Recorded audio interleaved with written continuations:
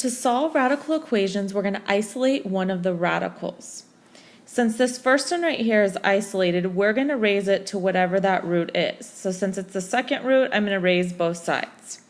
That means this will cancel with this, and on the left, I'm left with 15 minus 2x, and on the right, I'm left with x squared.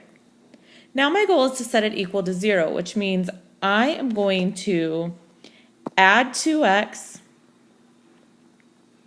and also subtract 15 in the same step. So I have 0 equals x squared plus 2x minus 15. And the reason why I moved everything to the right-hand side is because I want my x squared term to be positive. All right, from here I'm going to factor. So I have x plus 5 and x minus 3 equals 0. Then I'll set each term equal to 0 and solve.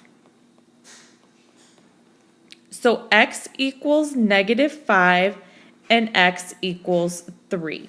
Now, here's the important piece. It is very, very, very important that you go back and you check this piece to see if it holds true.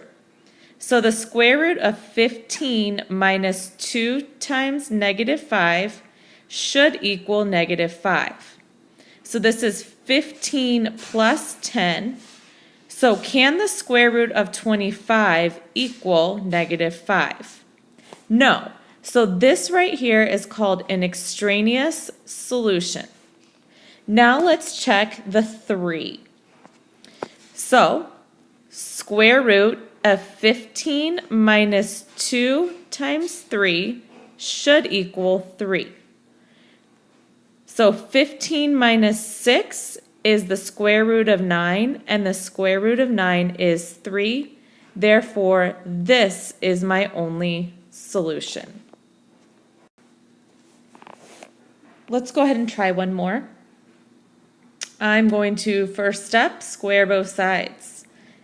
That means this cancels and I'm left with an x plus 3, and on the right hand side I'm left with 3x minus 1 happening 2 times.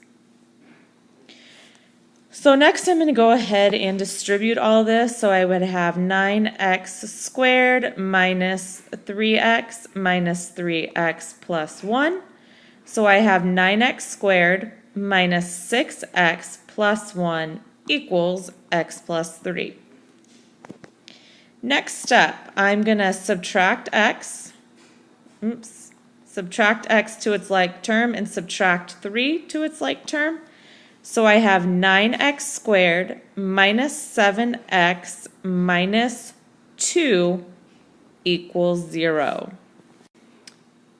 All right, so I'm going to take 9 times 2, which is negative 18, and find factors of negative 18.